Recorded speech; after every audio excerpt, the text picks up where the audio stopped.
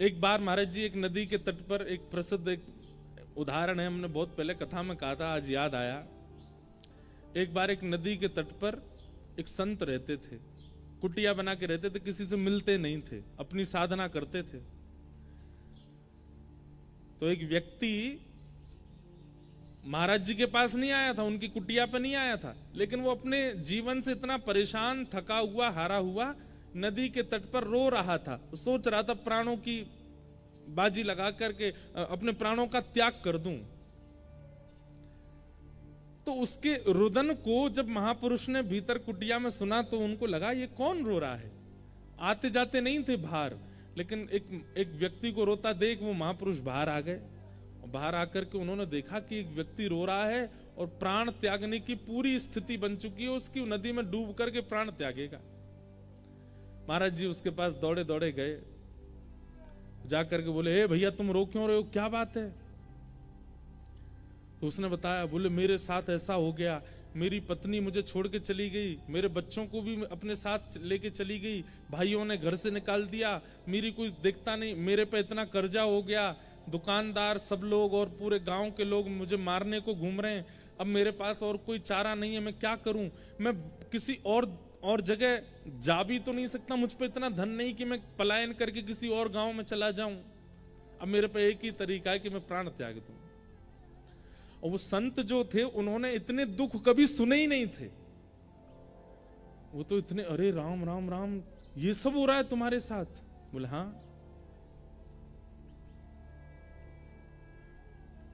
एक बात तो होती है कि जब सन्यास ग्रहण कर लेते हैं ना संत महापुरुष, उनको गृहस्थियों के दुख तो पता नहीं होते, और गृहस्थी इतने चतुर अपने दुख जा जा के बताते हैं उनको, हमारे साथ ऐसा चल रहा है, हमारे घर में ऐसा चल रहा है, हमारे जीवन में ऐसा चल रहा है। और बेचारे संत क्या करें, उन्होंने तो दुख देखा नहीं, तो वो कहते हैं सब ठीक हो जाएगा, हे ठाकुर जी इस पर कृपा करो, हे त्र्यंबकेश्वर भगवान इस पर, ये लो पुष्प ले जाओ, तुम घर में ये करो। वो बेचारे कुछ ना कुछ आशीर्वाद देते हैं। रोता हुआ देखा उसको व्यक्ति को, तो महाराज जी बोले, भाई तुम बिल्कुल चिंता मत करो, तुम्हारा रोना मुझसे देखा नहीं जा रहा, तुम इतने कष्ट में हो, इतनी पीड़ा में हो, मुझे लगता है संसार में इतनी पीड़ा और किसी को नहीं होगी जितनी तुमको है। बोले वाले महात्मा बेचारे। तो उन्होंने क्या किया, अपनी जटा में से एक बाल तोड़ लिया और तोड़ के निकाल के उसको दिया, बोले ये लो रखो। हमने अपने जीवन में जितना तप किया, जितना भजन किया, जितना साधन व्रत आदि सब किया ना, उन सबका हम थोड़ा सा अंश तुमको दे रहे हैं, इसको जाकर के अपने घर में किसी तिजोरी में या डिबिया में इसको रख देना चुपचाप, और सुनो किसी को बताना मत, इसको ले जाकर के रखो, कल से तुम्हारे दिन ठीक होने लग जाएंगे। बोला महाराज जी पक्का ठीक हो जाएंगे। बोले हो जाएंगे ठीक, लेकिन शर्त है किसी से कहना नहीं और दोबारा यहां आना नहीं, तुम मुझे नहीं जानते, मैं तुमको नहीं जानता, इसको ले जाओ तो सब ठीक हो जाएगा। आत्महत्या करने की तो सोचना भी मत। चला गया। उसने जाकर के वो एक डिब्बी में रखा, अपनी अलमारी में जैसी रखा, संत के भजन का बल, अगले दिन से ही उसका काम जो था वो सुधरने लगा। धीरे धीरे उसकी सब सारे कर्जे पूरे होने लगे, पता नहीं कहां से धन आने लगा। जब देखा पत्नी ने कि पति सुधर गया, सब कुछ ठीक हो, तो पत्नी भी आ गई, बच्चों को भी ले आई। धीरे धीरे इतना सब कुछ बढ़िया हो गया कि उसने अपना छोटा घर तो छोड़कर बगल वाली जमीन पर बड़ा घर बना लिया। कहां जिस पर एक समय रोटी खा ले तो 3 दिन तक भोजन नहीं होता था, आज उसकी ये स्थिति हो गई है कि 56 भोग बनते हैं घर में। एक दिन उसके साले साहब, मतलब पत्नी के भैया, वो आए और आकर के उससे बोले, भैया जीजा जी, आज से 2-3 साल पहले आपकी स्थिति हम सबको पता है क्या थी, और आज आपकी स्थिति क्या है ये भी हम सबको पता है। ऐसा क्या किया आपने जो ये सब कुछ इतना हो गया। जीजा जी अदा में बैठे थे, हंस रहे थे। अरे अब क्या बताऊं तुमको, वो नदी है ना हमारे गांव में। बोले हाँ, वहां पे एक कुटिया है, उसमें एक महात्मा रहते हैं, उन्होंने अपने अंग का बाल तोड़ करके मुझको दे दिया, और वही मैंने अपनी तिजोरी में रख लिया, उसी से सब कृपा हो रही है। लेकिन सुनो, तुम मत जाना वहां पर, मैंने तुमको बता दिया, और तुमको जितना चाहिए मुझसे ले लो, लेकिन तुम मत जाना। लेकिन किसी व्यक्ति को पता चल जाए कि भाई बिना कुछ किए, बिना जॉब किए, परिश्रम किए, किसी के बाल रखने मात्र से काम बनना है, कौन नहीं जाएगा। और आजकल के लोग तो ऐसे पे ही विश्वास करते हैं। और वो जो साला था वो पहुंच गया महाराज जी कुटिया पर रात में, और बाहर जाकर के पीट पीट के रोने लगा कुटिया। कोई संत बेचारे निकल के, अरे भैया तुम रो क्यों रहे हो, क्या हो गया, इतनी पीड़ा। संत हृदय नवनीत समाना, मक्खन जो होता है ना वो स्वयं नहीं पिघलता, लेकिन किसी बर्तन को गर्म करके मक्खन के पास रख दो तो मक्खन पिघलने लग जाता है। ऐसे संत होते हैं, वो अपने ताप से नहीं पिघलते, दूसरे का ताप देख नहीं पाते। क्या बात है, तुम क्यों रो रहे हो? बोले ऐसे ऐसे मेरे तो कष्ट आ गया है, और भगवान आप मुझे अपना बाल दे दो। महात्मा बोले इसको किसने बताया? महात्मा भीतर कुटिया में चले गए, बोले मैं प्राण त्याग दूंगा बाहर ही, या तो मुझे बाल दीजिए, नहीं तो मैं अपनी आत्महत्या कर लूंगा, यहीं पर अपना शव गिर दूंगा। महात्मा बेचारे आए, बोले भैया यार तुम ऐसे मत करो। बोले नहीं, अपना बाल दे दीजिए बस। महात्मा ने एक जटा तोड़ के उसको दे दी। उसका भी दिन सुधरने लगा। उसने अपने 4-5 मित्रों को बता दिया, 4-5 मित्रों ने रिश्तेदारों को बता दिया, रिश्तेदारों ने गांव के गांव को बता दिया। अब तो ये स्थिति हो गई कि महाराज जी के पूरी कुटिया चारों तरफ से लोगों ने घेर ली। ना महाराज जी का भजन बन पा रहा था, ना आश्रम, सब बस खटखटा में बाल दे दो। महाराज जी बोले भैया ये क्या तरीका। एक दिन महाराज जी सोचे रात हो गई है, अब मैं भाग जाता हूं। जैसे ही कुटिया से बाहर निकले तो क्या देखा, सब नदी किनारे ही सो रहे थे। अरे महाराज जी आ गए, महाराज जी आ गए, आओ आओ आओ। सब ने घेर लिया। पहले तो मांगने लगे, और जब बेचारे महाराज जी बहुत परेशान हो गए, एक आध रुआ तोड़ के दे दिया उन्होंने, और इतनी संख्या में भीड़ आ गई तो बेचारे महाराज जी जान बचा के भागे। लोगों ने घेर लिया और एक एक बाल स्वयं ही नोच के चले गए। बेचारे वो महात्मा बोले कितना बड़ा घनघोर अपराध हो गया हमसे कि एक को दे दिया, वो सब उसके पीछे। भैया श्रीमद् भागवत जी कहती हैं कि महापुरुष से कभी मांगना नहीं चाहिए, कभी कुछ मत मांगो, क्योंकि वो आपके सामने उपस्थित होकर अपने दर्शन दे रहा है। ये सबसे बड़ी चीज वो दे रहा है, इसके आगे और कुछ मांगना ही नहीं चाहिए। वो आपके सामने उपस्थित हैं, आप अपने नेत्रों से उनको देख पा रहे हो। उसी वायुमंडल में आप खड़े हो, जो वायु उनको स्पर्श कर रही है वही आपको स्पर्श कर रही है। इतना अगर प्राप्त हो रहा है तो ये परिपूर्ण है, इसके आगे कोई इच्छा मत रखो। किम पुनर्दर्शन स्पर्श पाद शौचासनादि। अगर स्पर्श को मिल जाए, जैसे महाराज जी का तो नियम है, लेकिन कई महापुरुषों को अगर स्पर्श करने को मिल जाए, उनके चरण छूने को मिल जाए और उनकी वाणी सुनने को मिल जाए, तो बोले ये समझो माला माल कर दिया उन्होंने। नहीं तो दर्शन में इतनी सामर्थ्य है कि एक महापुरुष का दर्शन, वो महापुरुष जिस तीर्थ से आए हैं वहां के आराध्य ठाकुर का ही दर्शन मानना उनके रूप में। मान लीजिए हमारे दत्त दास महाराज जी वृंदावन आते हैं तो इनके रूप में त्र्यंबक भगवान ही आए हैं, दत्त भगवान ही आए हैं। और हमारे वृंदावन के कोई महापुरुष यदि दत्त धाम आ जाएं तो यही सोचना चाहिए साक्षात राधारमन लाल ही पधारे हैं, श्री राधा वल्लभ लाल जी इनके रूप में पधारे हैं। हमको मत मान लेना उस रूप में, हम तो भैया बालक हैं। कोई महापुरुष आवे तो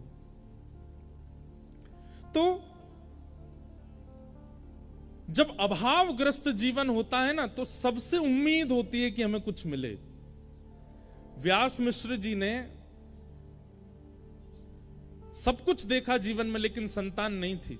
तो व्यास मिश्र जी के ही बड़े भैया थे नरसिंह आश्रम जी, वे सन्यास ग्रहण कर चुके थे और सन्यास आश्रम में रहते थे। एक दिन उनका आगमन देवबन में हुआ तो व्यास मिश्र जी प्रणाम करने के लिए गए, तो अपने छोटे भाई को, पूर्व आश्रम के छोटे भाई को देख करके नरसिंह आश्रम जी बोले, कहो व्यास जी कैसे हो? ठीक है भैया, आपकी सब कृपा है। बोले तुम्हारे मुखमंडल से ऐसा लगता है कि तुम बहुत चिंता में हो, क्या बात है, बहुत पीड़ा में लग रहे हो? तो व्यास मिश्र जी बोले पीड़ा तो कुछ नहीं है, बस संतान नहीं है। तो नरसिंह आश्रम जी बोले भैया ये तो प्रारब्ध है, भाग्य में होगा तो मिलेगा, तुम्हारे भाग्य में नहीं होगा तो फिर तुम दोनों पति पत्नी मिलके भजन करो ठाकुर जी का। भाग्य पर विश्वास रखो, होगा तो मिलेगा, नहीं तो कोई बात नहीं। तो ये बात सुनकर के व्यास मिश्र जी के बगल में बैठी हुई उनकी पत्नी तारा जी, मतलब हरिवंश महाप्रभु की माता जी, वो बोल पड़ी। वो क्या बोली? वैसे तो संकोच करती थी, ये हमारे जेठ जी हैं, भले ही सन्यास में हैं लेकिन हैं तो बड़े भैया हमारे पति के, संकोच करती थी, लेकिन आज बोल पड़ी कि अगर भाग्य पर ही निर्भर रहना है तो आप जैसे महापुरुषों के दर्शन का लाभ क्या होगा? यदि जीवन में भाग्य ही सर्वोपरि होता है, भाग्य ही सर्वाधान होता है, तो आप जैसे महापुरुषों के दर्शन, प्रवचन और स्पर्श से हम लोगों को प्राप्त क्या होता है? यदि भाग्य पर ही निर्भर रहना है तो सत्संग करना छोड़ देते हैं, महापुरुषों का दर्शन छोड़ देते हैं, कथा वार्ताएं सुनना छोड़ देते हैं, भाग्य में जो है वो मिलेगा। ये बात नरसिंह आश्रम जी के हृदय को स्पर्श कर गई कि बात तो सही है कि अगर भाग्य से ही सब मिलना होगा तो संत दर्शन का प्रभाव क्या है, संत दर्शन का लाभ क्या है?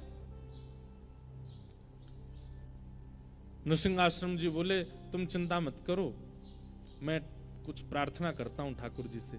और आप इतने दिव्य थे कि एकांत में वन में जाकर के आपने ठाकुर जी से प्रार्थना की, और जैसे ही नेत्र बंद करके ठाकुर जी से आराधन करने लगे तो और दिन तो ठाकुर जी का श्री विग्रह दिखाई देता था, और दिन तो ठाकुर जी के वैकुंठनाथ पति के दर्शन होते थे, पर आज ठाकुर जी की वंशी दिखने लगी।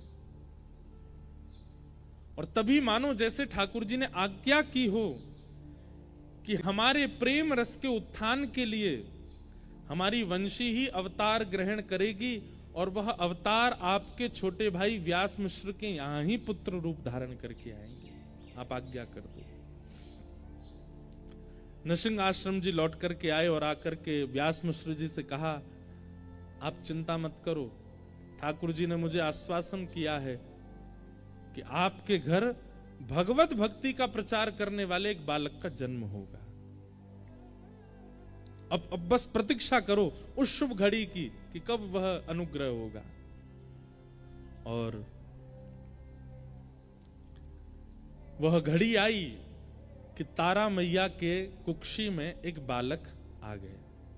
अच्छा, अब इसका इतना सुंदर अनुभव बताते हैं व्यास जी के हमारे हरिराम श्री हितरवंश महाप्रभु जी की वाणी में कि तारा मैया अभी तक वृंदावन नहीं गई थी, आज तक उन्होंने वृंदावन नहीं देखा था, लेकिन हरिवंश महाप्रभु जैसे ही गर्भ में आए तो रात्रि को मैया जैसे सोती हैं तो जैसे स्वप्न आते हैं ना लोगों को, उनको स्वप्न में यमुना जी का दर्शन होता था, स्वप्न में गिरिराज जी का दर्शन होता था, स्वप्न में लता गुल्म पत्रों का दर्शन होता था, स्वप्न में सघन कुंजों का दर्शन होता था, स्वप्न में कभी वीणा सुनाई देती थी, कभी मुरली सुनाई देती थी, कभी कभी मानो जैसे असंख्य गोपियां नृत्य कर रही हैं, गोपियों का मुख नहीं दिख रहा है, गोपियों के वस्त्र नहीं दिख रहे हैं, पर उनके नूपुरों की आवाज आती थी।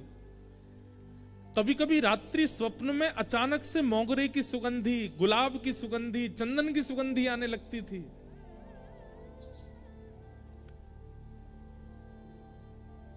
और इन सब स्वप्नों को देख करके वे जैसे ही उठ के बैठती थी तो उनके मुख से पहला शब्द निकलता था, श्री वृंदावन। व्यास मिश्र जी उठ के बैठ जाते, क्या हुआ देवी? बोले पता नहीं, सघन वन दिखाई देता है, कलकल करती नदी दिखाई देती है, वेणु की ध्वनि सुनाई देती है, चंदन की सुगंधी आती है, नूपुरों की ध्वनि सुनाई देती है। मतलब वृंदावन का जितना रूप है बिना वृंदावन गए उनको अनुभव होने लग जाता था। महाराज जी, वृंदावन अचल नहीं है, सचल है। अगर कृपा हुई ना तो इन 7 दिनों में यहां श्रवण करने वाले श्रोताओं को भी दत्त धाम में वृंदावन का अनुभव होने लग जाएगा। श्री गोदावरी जी में यमुना जी दिखने लग जाएंगी, यहां के आसपास के वन्य क्षेत्र में गिरिराज जी का दर्शन हो जाएगा। और ज्यादा नहीं कहूं तो श्री दत्त भगवान में हमारे बिहारी जी दिखने लग जाएंगे। अगर वृंदावन पूर्ण रूपेण आपके चित्त में वायु से, प्रकाश से, वाणी से प्रविष्ट हो गया तो आप जहां बैठे हो वहीं वृंदावन प्रकट होने लग जाएगा। वृंदावन अचल कोई स्थान नहीं है, सचल है वृंदावन। और इस बात का प्रमाण व्यास मिश्र जी की पत्नी तारा मैया, श्री हितरवंश महाप्रभु की माता जी, उनको वृंदावन का अनुभव होने लगा। और इसका प्रमाण आप कहेंगे कि इतनी प्राचीन कथा सुना रहे हो महाराज जी, अब किसी को नहीं हुआ होगा। अरे अभी कुछ वर्षों पूर्व इस भारत भूमि को सौभाग्य प्राप्त हुआ राधा बाबा महाराज, जो कि गोरखपुर में विराजते थे। गीता प्रेस की स्थापना करने वाले पूज्य श्री भाई जी और श्री राधा बाबा महाराज दोनों एक दूसरे के संग विराजते थे गोरखपुर में। तो जिन श्री राधा बाबा महाराज की हम चर्चा कर रहे हैं, वे कभी वृंदावन आए ही नहीं महाराज जी, कभी वृंदावन नहीं गए। लेकिन वृंदावन की एक एक वस्तु का वर्णन उन्होंने अपनी ग्रंथों में किया। वृंदावन की रज की महिमा, वृंदावन की यमुना जी की महिमा, ब्रजवासियों की महिमा, वृंदावन के दर्शन की महिमा, वृंदावन के मौसम की महिमा, गिरिराज जी की महिमा, परिक्रमा की महिमा, वृक्षों की महिमा, कुंज निकुंजों की महिमा। अरे कहां तक कहें, वे गोरखपुर में बैठे बैठे पूरे वृंदावन का नक्शा बना देते थे और कहते थे यहां पे ये मंदिर है, यहां पे ऐसा है, यहां पे ऐसा। कभी वृंदावन नहीं आए। किसी ने उनसे कहा बाबा आप वृंदावन क्यों नहीं जाते? बोले मैं अगर वृंदावन गए हो तो वापस नहीं आ पाऊंगा, इसलिए वृंदावन गए ही नहीं। वृंदावन सचल है, अचल नहीं है। और वृंदावन कोई स्थान नहीं है, वृंदावन कोई गांव नहीं है, वृंदावन कोई भूमि नहीं है। श्री राधा कृष्ण दोनों का प्रेम हृदय ही श्री वृंदावन है, वो विचरण करता रहता है। अनेक कथाओं का, अनेक अनुष्ठानों का अनेक फल होता है। आप गायत्री अनुष्ठान करेंगे उसका फल अलग है, भागवत कथा सुनेंगे उसका फल अलग है, यहां रह करके आप पुरुषण करेंगे उसका फल अलग है। लेकिन 7 दिन तक वृंदावन रस चर्चा का केवल एक ही फल है, चित्त में प्रेम का उद्दीपन होना, प्रेम प्रकट होना, क्योंकि वृंदावन केवल प्रेम देता है और कुछ नहीं। तारा मैया को उस प्रेम का अनुभव हो रहा था, मानो जैसे रोम रोम कहता हो चलो वृंदावन, चलो वृंदावन, चलो वृंदावन। और कुछ महीने हुए थे गर्भ में बालक को कि तारा मैया अब व्यास मिश्र जी से कहती हैं कि मुझे वृंदावन ले चलो, मुझे वृंदावन ले चलो। उस काल में इतनी व्यवस्थाएं तो थी नहीं। तो एक दिन व्यास मिश्र जी ने योजना बनाई और जो बादशाह जिसके यहाँ व्यास मिश्र जी सब अपनी क्रियाएं करते थे, उसको जाके कहा हमें कुछ दिन का अवकाश दीजिए, पत्नी को लेकर वृंदावन जाना है। तो बादशाह ने कहा हमको आगरा जाना एक जरूरी काम से, आपकी अगर इच्छा हो तो हमारे संग ही निकल चलिए, आपकी पत्नी सगर्भा भी हैं, उनकी उचित व्यवस्था कर देंगे, बढ़िया लोग उनको पालकी में लेके चलेंगे, 2-4 सखियां दासियां भी ले लेंगे तो उनको पीड़ा नहीं होगी। और इस प्रकार श्री व्यास मिश्र जी और तारा मैया पहली बार वृंदावन आए। जैसे ही वृंदावन में प्रवेश किया तो तारा मैया की स्थिति ऐसी है, गर्भ में बालक है, पहले कभी आई नहीं है, लेकिन जैसे ही वृंदावन में प्रवेश करती हैं तो व्यास मिश्र जी को कह रही हैं आगे एक चौक आएगा और वहां चौक से दाहिनी ओर जब देखेंगे ना, बाएं ओर जब देखेंगे ना तो वहां एक तोता बैठा होगा, आप उससे बोलेंगे राधा, तो वो राधा उच्चारण करेगा। व्यास मिश्र जी भी आश्चर्य में, ये सब इनको पता कैसे है? क्योंकि गर्भ में जो बालक है वो साक्षात वृंदावन के प्रकट करता श्री हितरवंश महाप्रभु, वो वंशी के अवतार हैं, ठाकुर जी की वंशी ही आई है। वो जैसे जैसे पहले से बताने लग जाती हैं, यमुना जी का वर्ण कैसा है, यमुना जी की वायु कैसी है, यमुना जी की सुगंधी कैसी, पहले से ही बता देते हैं।